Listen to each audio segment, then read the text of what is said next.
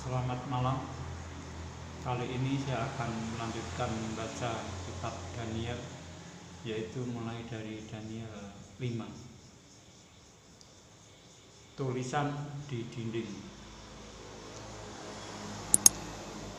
Raja Belsyazar mengadakan perjamuan yang besar untuk para pembesarnya, 1.000 orang jumlahnya. Dan di hadapan 1.000 orang itu ia minum anggur. Dalam kemabukan anggur,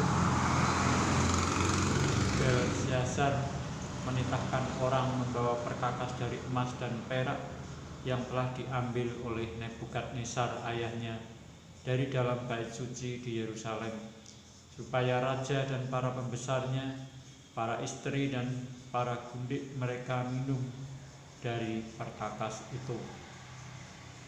Kemudian dibawalah perkakas dari emas dan perak itu yang diambil dari dalam bait suci rumah Allah di Yerusalem. Lalu raja dan para pembesarnya, para istri dan para gundik mereka minum dari perkakas itu.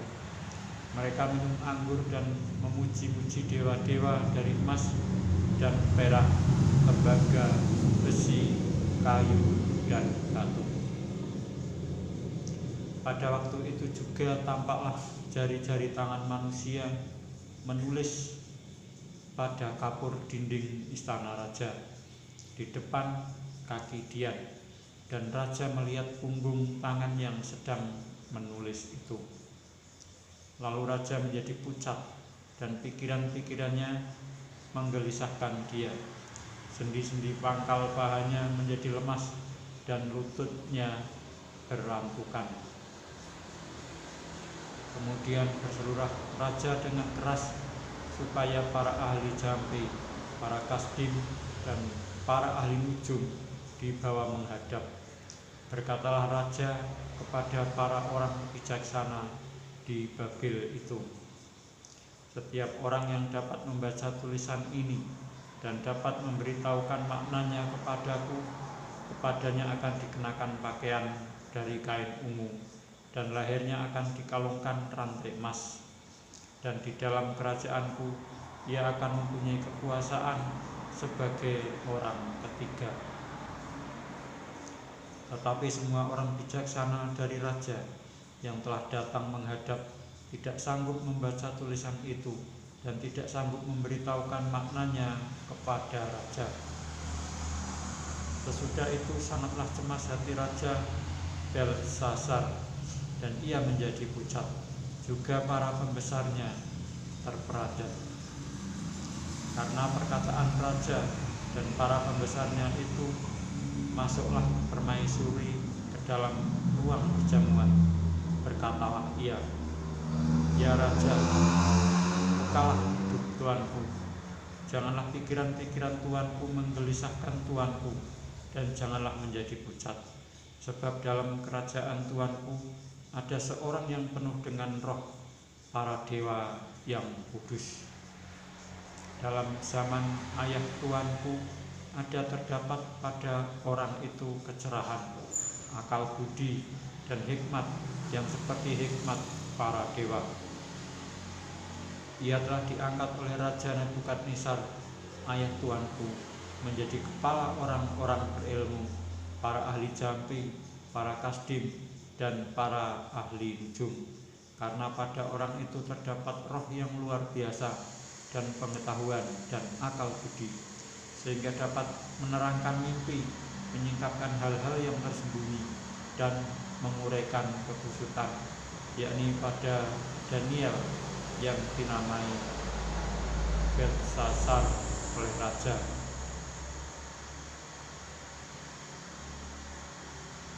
Baiklah, sekarang Daniel dipanggil dan ia akan memberitahukan maknanya.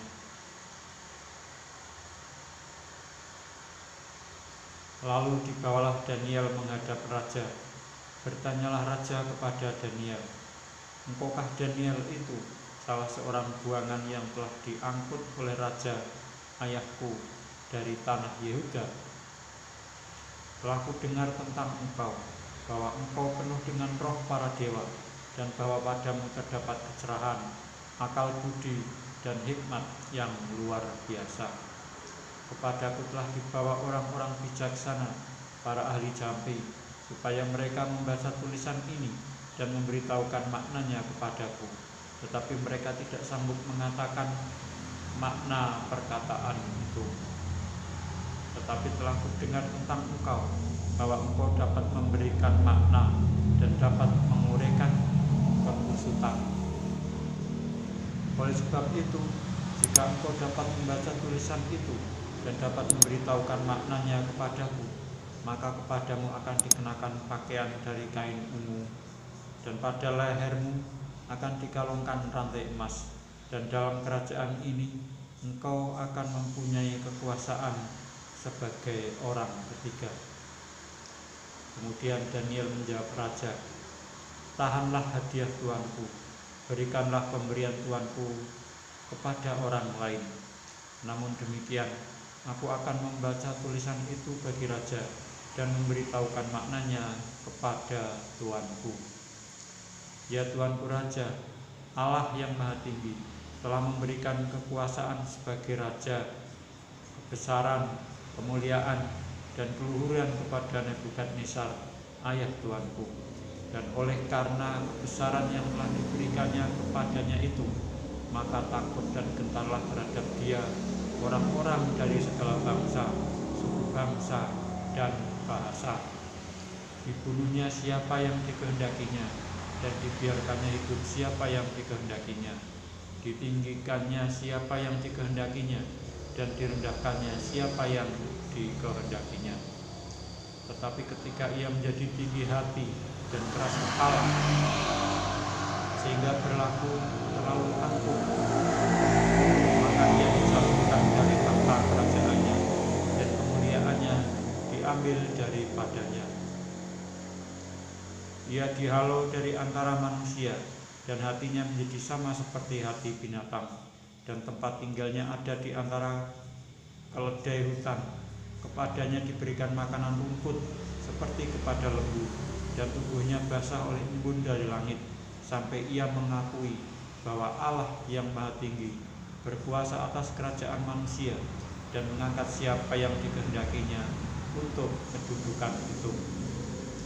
Tetapi tuanku Belsiasar, anaknya, tidak merendahkan diri, walaupun tuanku mengetahui semuanya ini. Tuanku meninggikan diri terhadap yang berkuasa di surga. Perkakas dari baitnya dibawa orang kepada tuanku. Lalu tuanku serta para pembesar tuanku, para istri dan para gundik tuanku telah minum anggur dari perkakas itu. Tuanku telah memuji-muji dewa-dewa dari perak dan emas, dari tembaga, besi, kayu, dan batu, yang tidak dapat melihat atau mendengar atau mengetahui, dan tidak tuanku muliakan Allah yang menggenggam nafas tuanku dan menentukan segala jalan tuanku. Sebab itu ia menyuruh punggung tangan itu, dan dituliskanlah tulisan ini.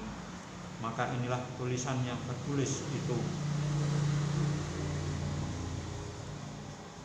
Mene, Mene, Tekel, Uparsin. Dan inilah makna perkataan itu.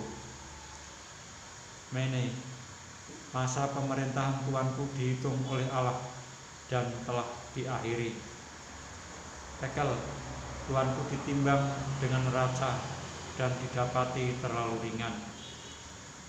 Peres, kerajaan tuanku dipecah dan diberikan kepada orang Media dan Persia. Lalu atas titah Belsiasar dikenakanlah kepada Daniel pakaian dari kain ungu, dan pada lehernya dikalungkan rantai emas. Dan dimaklumkanlah tentang dia bahwa di dalam kerajaan ia akan mempunyai kekuasaan sebagai orang ketiga. Pada malam itu juga terbunuhlah Belsiasar raja orang Kasdim itu. Saya lanjutkan membaca Daniel yang ke-6. Gua singa. Darius orang Media menerima pemerintahan ketika ia berumur 62 tahun. Lalu berkenanlah Darius mengangkat 120 wakil-wakil raja atas kerajaannya. Mereka akan ditempatkan di seluruh kerajaan. Membawai mereka diangkat pula 3 pejabat tinggi, dan Daniel adalah salah satu dari ketiga orang itu. Kepada merekalah para wakil-wakil raja harus memberi pertanggungan jawab, supaya raja jangan dirugikan. Maka Daniel ini melebihi para pejabat tinggi dan para wakil raja itu, karena ia mempunyai roh yang luar biasa, dan raja bermaksud untuk menempatkannya atas seluruh kerajaannya. Kemudian para pejabat tinggi dan wakil raja itu mencari alasan dakwaan terhadap Daniel dalam hal pemerintahan, tetapi mereka tidak mendapat alasan apapun atau sesuatu kesalahan, sebab ia setia dan tidak ada didapati sesuatu kelalaian atau sesuatu kesalahan padanya. Maka berkatalah orang-orang itu, kita tidak akan mendapat suatu alasan dakwaan terhadap Daniel ini, kecuali dalam hal ibadahnya kepada Allahnya. Kemudian bergegas-gegaslah para pejabat tinggi dan wakil raja itu menghadap raja serta berkata kepadanya, "Ya Raja Darius, kekalah hidup tuanku.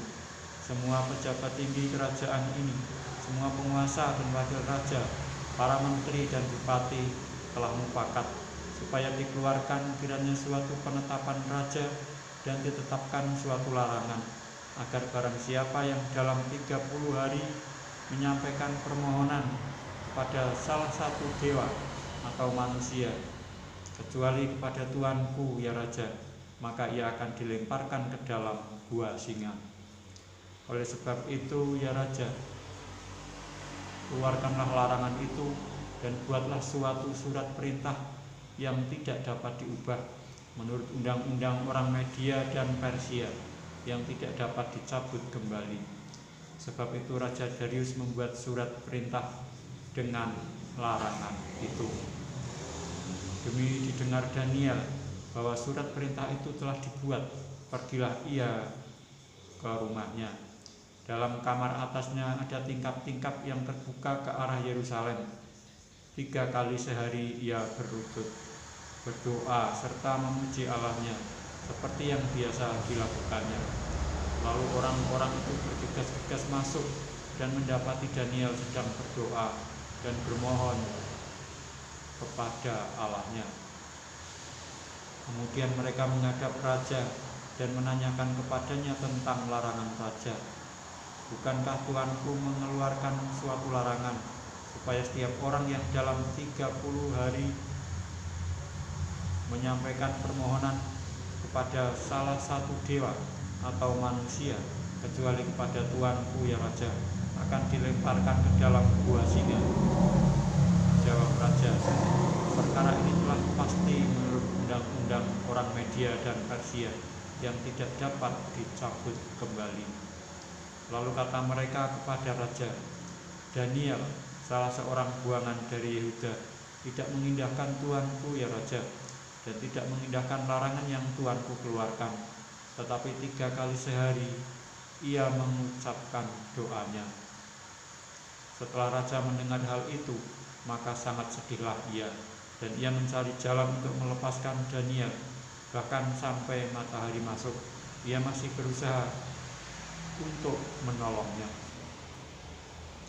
Lalu bergegas-gegaslah orang-orang itu menghadap raja serta berkata kepadanya, "Ketahuilah ya Raja, bahwa menurut undang-undang orang Media dan Persia tidak ada larangan atau penetapan yang dikeluarkan raja yang dapat diubah."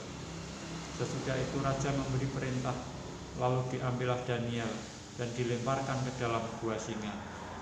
Berbicaralah raja kepada Daniel, Allahmu yang kau sembah dengan tekun, dialah kiranya yang melepaskan engkau. Maka dibawalah sebuah batu dan diletakkan pada mulut gua itu. Lalu raja mencap itu dengan cincin meterainya dan dengan cincin meterai para pembesarnya, supaya dalam hal Daniel tidak dibuat perubahan apa-apa. Lalu pergilah raja ke istananya, dan berpuasalah ia semalam-malaman itu. Ia tidak menyuruh datang penghibur-penghibur, dan ia tidak dapat tidur. Pagi-pagi sekali ketika fajar menyingsing, bangunlah raja dan pergi dengan buru-buru ke gua singa. Dan ketika ia sampai dekat gua itu, berserulah ia kepada Daniel dengan suara yang sayu. Berkatalah ia kepada Daniel, Daniel, hamba Allah yang hidup, Allahmu yang kau sembah dengan tekun, telah sanggupkah ia melepaskan engkau dari singa-singa itu? Lalu kata Daniel kepada raja, ya raja, kekalah hidupmu. Allahku telah mengutus malaikatnya untuk mengatupkan mulut singa-singa itu, sehingga mereka tidak mengapa-apakan aku, karena ternyata aku tak bersalah di hadapannya. Tetapi juga terhadap Tuanku ya raja, aku tidak melakukan kejahatan. Lalu sangat sukacitalah raja, dan ia memberi perintah supaya Daniel ditarik dari dalam gua itu. Maka ditariklah Daniel dari dalam gua itu, dan tidak terdapat luka apa-apa padanya, karena ia percaya kepada Allahnya. Raja memberi perintah, lalu diambillah Raja memberi perintah, lalu diambillah orang-orang yang telah menuduh Daniel, dan mereka dilemparkan ke dalam gua singa, baik mereka maupun anak-anak dan istri-istri mereka. Belum lagi mereka sampai ke dasar gua itu, singa-singa itu telah menerkam mereka, bahkan meremukkan tulang-tulang mereka. Kemudian Raja Darius mengirim surat kepada orang-orang dari segala bangsa, suku bangsa dan bahasa yang mendiami seluruh bumi bunyinya. Bertambah-tambahlah kiranya kesejahteraanmu. Bersama ini kuberikan perintah bahwa di seluruh kerajaan yang kukuasai, orang harus takut dan gentar kepada Allahnya Daniel, sebab dialah Allah yang hidup, yang kekal untuk selama-lamanya. Pemerintahannya tidak akan binasa, dan kekuasaannya tidak akan berakhir. Dia melepaskan dan menolong, dan mengadakan tanda dan mujizat di langit dan di bumi. Dia yang telah melepaskan Daniel dari cengkaman singa-singa. Dan Daniel ini mempunyai kedudukan tinggi pada zaman pemerintahan Darius dan pada zaman pemerintahan Kores, orang Persia itu. Demikianlah saya telah membaca Daniel sampai dengan Daniel yang ke-6, dan saya akan melanjutkan membaca Daniel yang berikutnya, yaitu Daniel 7 pada kesempatan yang akan datang. Sekian, terima kasih.